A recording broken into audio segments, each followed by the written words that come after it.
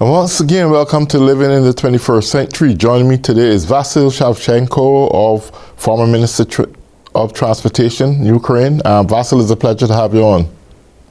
Nice to see you. Thank you. Thank you for having me. Thank you. Absolutely. Yeah, so recently I've been hearing that there is a lot of Chinese mercenaries now in Ukraine. What issues and problems now Ukraine is really faced with having these kind of mercenaries on the boundaries? Russia has drafted from the Russia Federation and from different countries many mercenaries. First of all, it's mercenaries from, for example, Arab countries, from Chinese, from China, from North Korea, and the other countries. We know that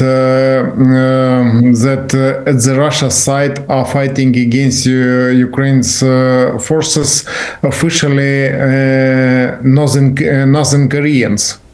They are officially, it's North Korea's army. And lately we could see that Ukraine's fortifications are being stormed by different nations. And a few days ago, we saw that stormtroops of Ukraine managed to capture two Chinese soldiers whose current citizens of China. And then after that, we saw the investigations that Russia has a system which is inviting to join to Russia army in China and around the world. And because of it, we can see that they are sending them to die in Ukraine fields. But Ukraine forces are struggling against all these mercenaries. And now, better to say, a few days ago, Ukraine's president informed world society that inside of the battle line now against Russia, against Ukraine, are fighting more than 200 Chinese. And concerning these questions, Ukraine's president addressed to China and ordered to investigate it. Ukraine's foreign relation officials, because it's a scandal. And we saw that China decided to comment that they are not aware about it, but we know that China knows about all actions concerning their citizens, and we are sure that they know that these mercenaries were invited by Russia's military officials who has opportunity to invite in China, and they have their own accounts in the different social nets, and they are demonstrating that how they are fighting in Ukraine and how they will go, and all these systems are working. We don't know what the reason to send Chinese to fight here. First of all, I think that they are interested to know last technologies are being used at the battlefield, because current war is changing every day. For example, if we spoke yesterday about drones, which are extremely effective against tanks and armored vehicles and infantry and drones, different system. And now, for example, we are speaking about drones which are connected with a pilot through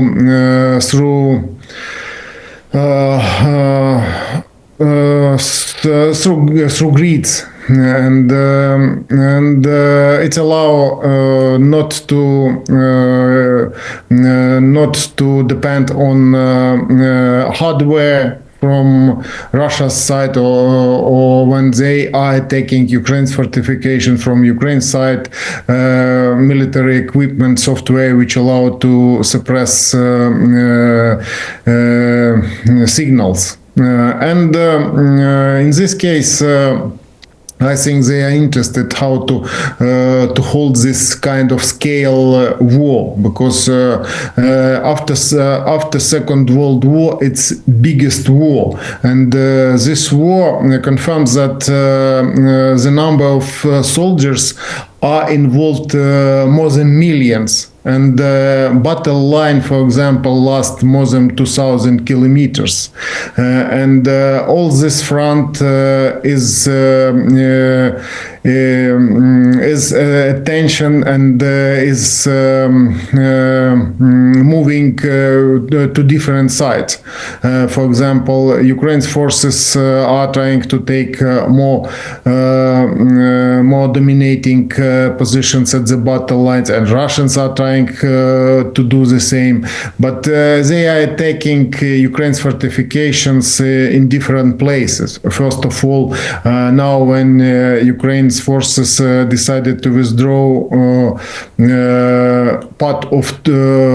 withdraw Ukraine's forces from Kursk region, the Russians decided to attack farther, and now Ukraine forces are holding part of this Kursk region territory just to prevent further blow, because, for example, they are sending reconnaissance groups, a small reconnaissance group, just to capture territory or settlements, and to have opportunity to pose threat for flanks, for example. And I think that because of it, Chinese and other armies from around the world are interested in knowing last technologies, and are interested in being in center of battlefield just to inform own military officials which are interested in last information, and last type of tactics are being used at the battlefields. And because of it, I think they decided to send it, and they haven't recognized that the soldiers are officials. They commented that they are volunteers. Now we know that it's mercenaries. Yeah, one of the things I'm really concerned about is that recently it appears that Ukraine is not getting the support it needs from the United States. Maybe it's cut off or partially cut off, that I don't know. The other thing is that the Russian army seems to be depleted, and they are now sourcing manpower from China or North Korea or wherever they're getting it from, along with assistance from Iran. Now, I know that Ukraine is getting a lot of promises from the European allies, but it seems at this time that you need more than just promises. You need some manpower, physical manpower, boots on the ground to help execute your strategic plans in this war. What is Zelensky doing to combat this surge of Chinese coming in on their boundaries and having to fight the Russians? Is like it's like a wave just coming through at one point of time. You need manpower, you need boots on the ground, you need the European nations to step in now physically, not just giving support and military equipment, but you need physical support as in manpower. This battle is not just Ukraine's battle, but is a European battle also, and the preservation of democracy amongst European nations. What do you see right now at this point? Any major insight as to what Zelensky is going to do to keep his side going strong? I will try to answer to your questions. Starts from last events took place in European Union. First of all, we didn't know what would happen with so-called union from 52 countries which had meetings in the military base United States in Germany, Ramstein. And yesterday it took place, and we received a lot of promises from this union, from this union, and they this meeting was moderated by first time was moderated by Great Britain. Before it was defense minister of United States, and now it's first time when Britons took responsibility and are moderating it. And as a result of this meeting, we were promised to cover expenditures in ammunition and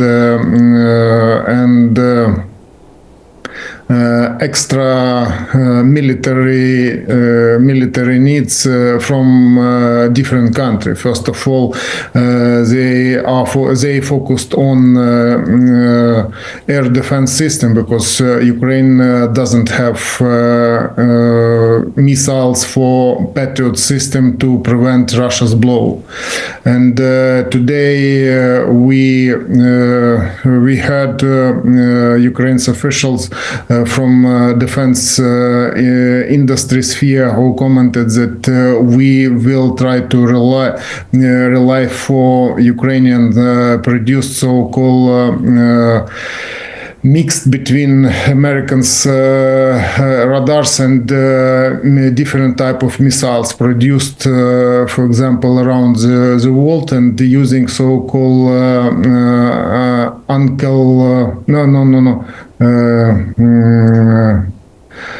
mixed these missiles, and now it works, and Ukraine's forces managed to use it short range, middle range, and long range missiles. First of all, we depend on missiles which would allow us to prevent Russia's ballistic missiles. It's most dangerous for Ukraine ballistic missiles, because you know that these missiles are not higher precision missiles, and these missiles rebuilt from ground to air.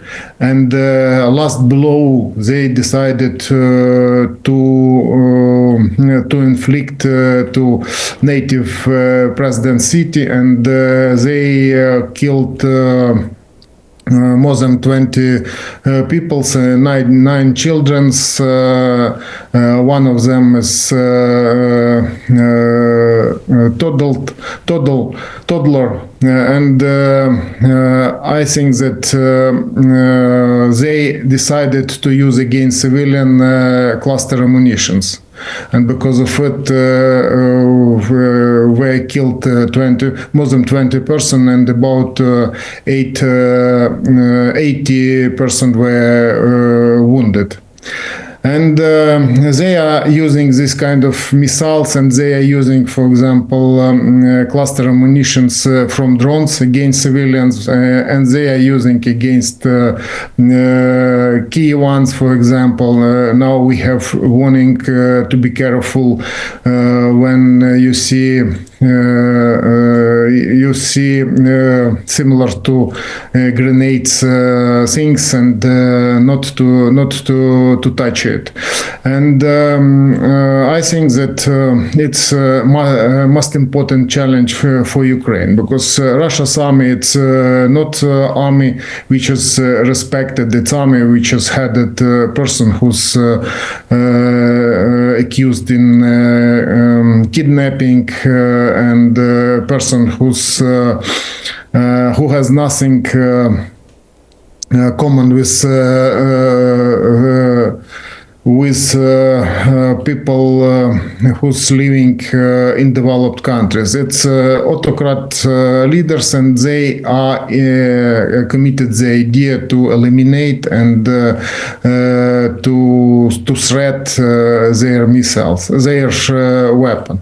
And now this questions is a mistake. And middle range and short range missiles we will receive from European partners, or will produced in Ukraine. And now Ukraine's forces are focused on producing more weapon in Ukraine, and we are able to produce up to 50% military equipment and ammunition we are consuming to use at the battlefield in Ukraine. And we hope our partners will provide it. And then concerning the second part, your questions about manpower, you remember that European partners discussed questions concerning sending to Ukraine so-called peacekeeping troops. But now this question is not actual, because we have full-scale war. After conversation concerning ceasefire, Russians have done nothing. They are not interested in ceasefire, because they are interested in discredit United States president, who decided to communicate with them, who appointed special envoy, and weakening Ukraine. It seems to me is not right way for holding negotiations with the Russia Federation, but time will show. Ukraine is unable to persuade United States officials that the only way to make them to hold negotiations, it's threats to defeat them. The only way. Yeah. So one thing I still don't understand now. We understood from the very get-going of this war that it was essential to have long-range missiles. The short-range missiles could just do that much and no more. And it don't seem that they are taking the kind of effect that they want. With 3 years into this war, I think the whole strategic plan, I mean, this is just my opinion here in this case, need to be revisited, because you want to end this war. You don't want this war going on 4, 5, 6 years down the road, and then a depletion of European allies, assistance start to fade, and then Ukraine holding everything in its hand. Why not could factories or the government start considering making long-range missiles that can penetrate deep into the Russia territories and destroy a lot of their manufacturing companies, whatever the case may be, of military equipment, and try to bring this war to a drawdown? You have to cripple Russia. I believe it's crippled by now. That's why they're sourcing Chinese and North Koreans and people from Iran and so forth, and Belarus.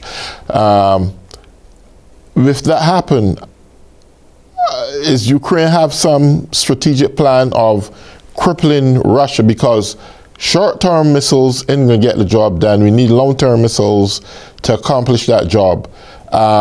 Yes, we understand because of diplomatic decisions and so forth that you weren't allowed to get, that was American state in this, that you weren't allowed to penetrate deep within the borders of Russia. That was Joe Biden's opinion. He didn't want to inflate the war anymore. We can look at from this standpoint, America seems not to be giving the attention to the war or giving the support you need. Far from that, I don't even think they're that close allied with the European Union anymore. Why can't Ukraine and its allies say, you know what, let's go deep into this thing, let's cripple Russia once and for all, and start to reclaim our nation. What do you think about that? I think that in this case, Ukraine relies for produced inside of Ukraine long-range mix between drones and missiles. It's a type of drones which are equipped more powerful engine, and it has speed about 1,000 kilometers per hour. And Ukraine have tested it, and Ukraine has own produced long-range missiles. But Ukraine, it's Neptune second. Ukraine have tested it, and you could see that Ukraine eliminated Russia's refinery, because we know that Russia's making money at exporting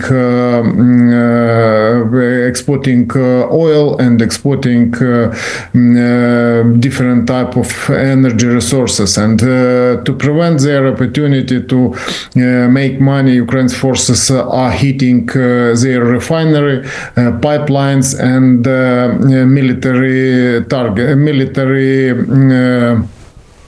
plants. And after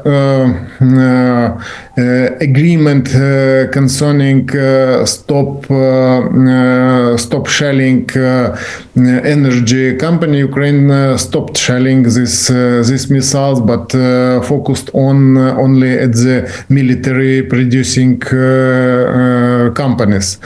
And we have long range, and we have short range and combat drones, but it is not enough to prevent their blow, because they are being supplied from Iran, from China. For example, you know that 90% military equipment or spare parts they receive from China, and we know that China supports them, and Iran supports them to produce drones, and because of it we are unable to produce this kind of number, and this number of drones, and because of it Ukraine forces managed to install so-called suppressing hardware, which allow, for example, more than 70 Russia's drones to suppress, and they are falling down,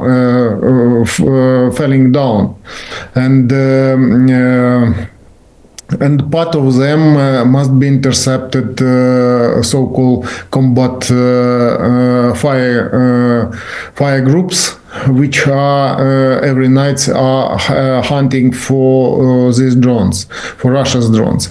And them concerning long-range drone with new type of engine is impossible to produce too many to have opportunity to hit. And them we can see that the battlefield is not moving to Russia side or to Ukraine side. We can see that it's vulnerable, and we can see that they are trying to send more and more infantry soldiers, storm groups, but they are unable to break through Ukrainian defense line.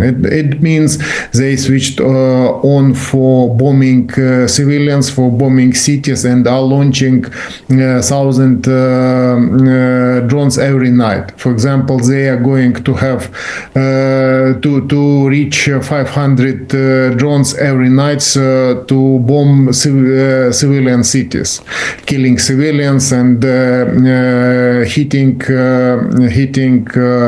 energy infrastructure. Because according to the agreement, they didn't confirm. Russians didn't confirm that they are ready to stop shelling energy infrastructure like it was done Ukraine. Ukraine stopped shelling, but they answered that they have extra question to United States. It's the same question we discussed with you, maybe a little bit in our previous conversation, because they are interested in demanding more and more advantages in this sphere, using Ukraine, using so-called conversation concerning rare earth metal deal, using different type of relation with China, because it's type of waging war, weakening, and they decided to act, especially when United States president decided to impose sanctions. They decided to act more closer and to communicate this with Mr. Witkov to discuss so-called future deals with the Russia Federation. But you must understand that, and our friend must understand that Russia doesn't have good infrastructure to transport this material and to extract it, because it's extremely expensive. And which company will invest in the Russia when Russia is in war, when Russia is under sanctions? Which company will risk